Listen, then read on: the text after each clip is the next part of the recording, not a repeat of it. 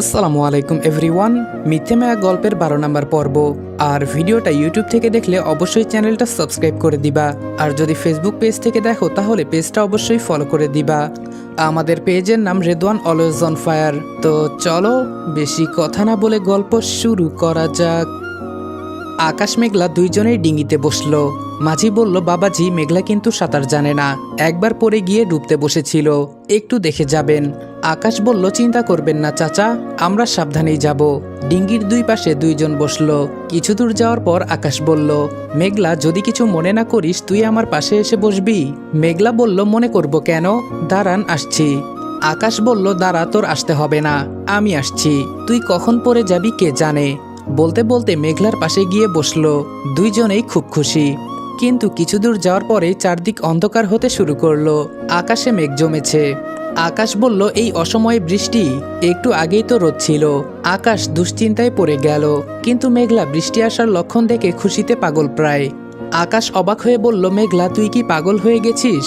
এখনই হয়তো ঝড় উঠবে, তুই সাঁতার পারিস না, আমাদের উচিত এখনই ফিরে যাওয়া। তোর স্বপ্ন মনে হয় আজকে আর পূরণ হবে না, তোর তো মন খারাপ হওয়ার কথা, তা না হয়ে খুশি হচ্ছিস কেন? মেঘলা বলল, পাগল হয়েছেন নাকি? আমি তো চাই আজকে খুব জোরে বৃষ্টি হোক। খোদা আমার চাওয়া পূরণ করেছে। আমার স্বপ্ন এভাবে পূরণ হবে ভাবতেই পারিনি। ভেবেছিলাম আজকে সব হবে, শুধু বৃষ্টিতে ভেজার ইচ্ছাটাই পূরণ হবে না, কিন্তু এখন তো দেখছি সেটাও হবে। আমি তো খোদার কাছে সেজন্য শুকরিয়া আদায় করব। আকাশ বলল, তোর মাথা সত্যিই গেছে, আমার কাছে ব্যাপারটা মোটেও ঠিক লাগছে না। মেঘলা বলল, কথা কম বলে নৌকাটা চালান তো, আর একটু পর পৌঁছে যাব, ততক্ষণে বৃষ্টি আসবে না। আকাশ আর কথা না বাড়িয়ে নৌকা চালাতে মন দিল, তবে তার কিছুটা ভয় লাগছে। কিছু দূর যাওয়ার পর মেঘলা বলল, ওই যে দেখুন, ছোট্ট একটা ঘর, এক চিলতে বারান্দা আর এক টুকরো উঠোন, সব মিলে আমার স্বপ্নের বাড়ি।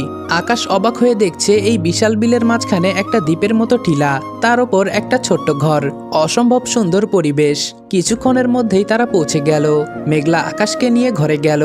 ঘরের ভেতরে কিছুই নেই, শুধু একটা বিছানা আছে, সেটারও বেহাল দশা। তারা ঘরে পৌঁছানোর পরেই বৃষ্টি শুরু হয়ে গেল। মেঘলা বিছানার নিচ থেকে একটা বক্স বের করলো। বক্স থেকে একটা পাঞ্জাবি বের করে আকাশকে দিল। আকাশ বলল, এটা কার? মেঘলা বলল, কার আবার? আপনার। আকাশ বলল, কিন্তু এখানে কিভাবে এলো? তুই কখন এসব করেছিস? মেঘলা হেসে বলল, আজকে থেকে প্রায় 1 বছর আগে এই পাঞ্জাবিটা আমার নিজের হাতে বানানো। আমি জানতাম এই দিনটা কোনো না কোনো একদিন আমার জীবনে আসবে, তাই আগেই রেখে গিয়েছিলাম। জানি না মাপে হবে কিনা, তবুও একবার ট্রাই করে দেখুন। এই বাড়িটা দাদি বানিয়ে দিয়েছে, আপনি তো কখনো এখানে আসেননি, জানবেন কি করে? আকাশ মেঘলাকে দেখে শুধু অবাক হচ্ছে, কারণ মেঘলার দেওয়া সারপ্রাইজ গুলির কাছে তার সারপ্রাইজ কিছুই না। মেঘলা বলল, আমি চোখ বন্ধ করে 10 গুনবো, এর মধ্যে চেঞ্জ করবেন, এর বেশি কিন্তু চোখ বন্ধ করে থাকতে পারবো না। আকাশ হাসতে হাসতে বলল, তাকিয়ে থাকতেই বা বারণ করেছে কে? ছোটবেলায় একসাথে খালি গায়ে কত গোসল করেছি, আজকে হঠাৎ এত লজ্জা কোথায় থেকে আসলো? আর যাই হোক, তোকে তো আমার লজ্জা করবে না, আর যাই হোক, আমার তো আর লজ্জা করবে না। মেঘলা বলল, ছি, কি সব কথা, আমরা কি এখনো ছোট আছি নাকি? তাড়াতাড়ি চেঞ্জ করুন তো। আকাশ চেঞ্জ করে নিল। মেঘলা বলল, এবার বাহিরে যান। আকাশ বলল, বাহিরে তো বৃষ্টি। মেঘলা বলল, তাতে কি, যেতে বললাম যান। আকাশকে হতবাক করে দিয়ে ঘর থেকে বের করে দিয়ে মেঘলা ঘরের দরজা লাগিয়ে দিল। আকাশ বৃষ্টিতে ভিজছে আর ভাবছে হচ্ছেটা কি। কিছুক্ষণ পর মেঘলা দরজা খুলে বাহিরে আসলো। আকাশ মেঘলার দিকে তাকিয়ে এক অজানায় ডুব দিল। আকাশের চোখ যেন আর সরছে না। গাইস, তোমরা কি জানো আমি ওয়ানেক্সে গেম খেলার মাধ্যমে প্রতিদিন টাকা আয় করি? এই IPL এ তোমাদের পছন্দের টিমের উপর বাজি ধরে তোমরাও যদি আমার মতো টাকা আয় করতে চাও, তাহলে এখনই গুগলে ওয়ানেক্স সার্চ করে অফিসিয়াল ওয়েবসাইটে গিয়ে রেজিস্ট্রেশন করো। আর রেজিস্ট্রেশনের সময় যদি আমার দেওয়া special promo code REDWAN8 use করো, তাহলে অসংখ্য বোনাস এবং ফ্রি স্পিন পেয়ে যাবা। আর ওয়ানেক্স কিন্তু একটা ইন্টারন্যাশনাল লাইসেন্সকৃত প্ল্যাটফর্ম এবং সবচেয়ে বিশ্বস্ত। এখানে তোমরা ক্রাশ ক্রিস্টালের মতো গেম খেলে সহজেই টাকা আয় করতে পারবে, এবং বিকাশ নগদের মতো সকল মোবাইল ব্যাংকিং অ্যাপের মাধ্যমে সহজেই তোমরা তোমাদের জেতা টাকা তুলতে পারবে। আর 24 ঘন্টা 7 দিন কাস্টমার সাপোর্ট সুবিধা তো রয়েছেই। তাই আমি এটা ব্যবহার করে আমার রেগুলার হাত খরচের টাকা আয় করি, তোমরাও ট্রাই করে দেখতে পারো। লাল শাড়ি, লাল চুড়ি, চোখে গাঢ় কাজল, খোলা চুলে আর নুপুরের রিনিঝিনি আওয়াজ তুলে এগিয়ে আসছে মেঘলা। আকাশের মনে হচ্ছে এই বন্য হরিণীর দিকে তাকিয়ে 1000 বছর কাটিয়ে দেওয়া যায়। আকাশ হা করে তাকিয়ে আছে। মেঘলা এসে আকাশের ধ্যান ভেঙে বলল, শ্বাসটা বেশি ভালো হয়নি তাই না? অনেক আগে থেকেই এগুলো রেখেছিলাম, আসলে ইচ্ছা ছিল কোনো এক বর্ষায় খোলা চুলে কালকাপাড়ের শাড়িতে মুঠো ভর্তি চুড়ি পরে আপনার সাথে আমি বৃষ্টিতে ভিজব।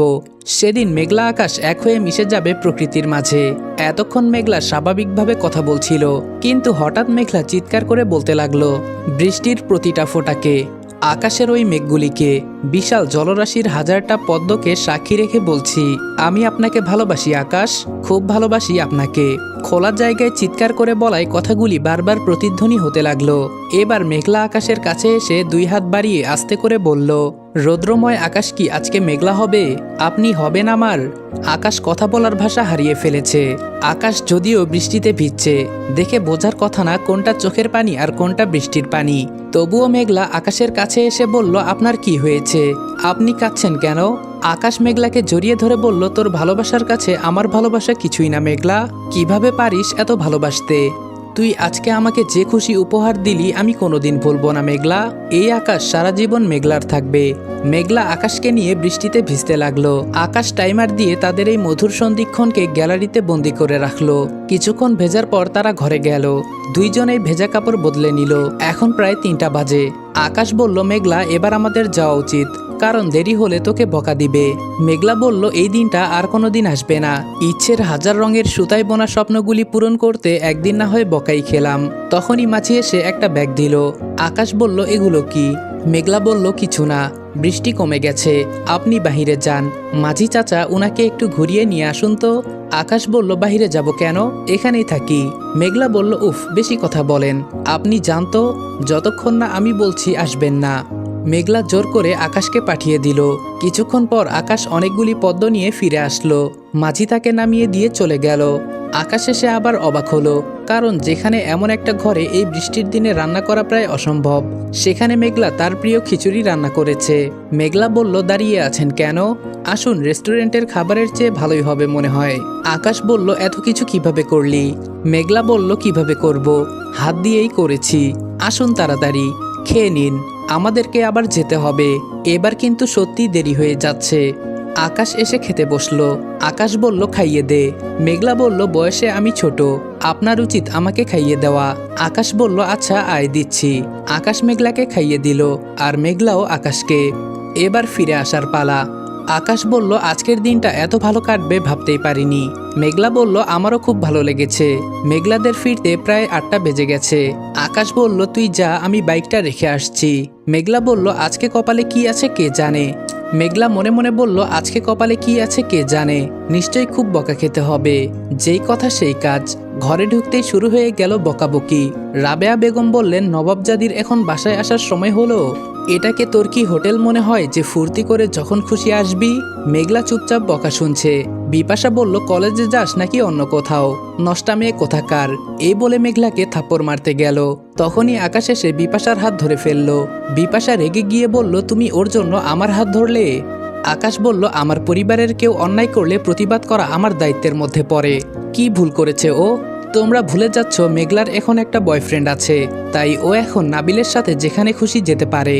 আর ভাবি, তোমাকে বলছি, তুমি যেমন বাড়ির বউ, মেঘলাও ঠিক তেমন বাড়ির বউ, মানে নাবিলদের অবস্থা আমাদের চেয়ে কোনো অংশে কম না। তাই ওর সাথে খারাপ ব্যবহার করার আগে 2বার ভাববে। নাবিল যদি জানে আমি থাকতেও ওর হবু বউয়ের সাথে এমন ব্যবহার করা হচ্ছে, আমি লজ্জায় ওর সামনে মুখ দেখাতে পারবো না। তাই ওর সাথে কেউ খারাপ আচরণ করবা না, করলে আমি সেটার বিরুদ্ধে রুখে দাঁড়াতে বাধ্য হব। মেঘলা, তুই ঘরে যা। সেদিনের পরে আর কেউ মেঘলার সাথে তেমন খারাপ ব্যবহার করেনি। মেঘলা আকাশের সাথে প্রায়ই ঘুরতে যায়। সবাই ভাবে নাবিলের সাথে গিয়েছে। আকাশ মেঘলার জন্য এটা ওটা কিনে এনে বলে নাবিল দিয়েছে। মেঘলা আর আকাশ সারা রাত ফোনে কথা বলে। কেউ দেখলেও কিছু বলে না, কারণ নাবিলের সাথে তো বিয়ে ঠিক হয়ে গেছে।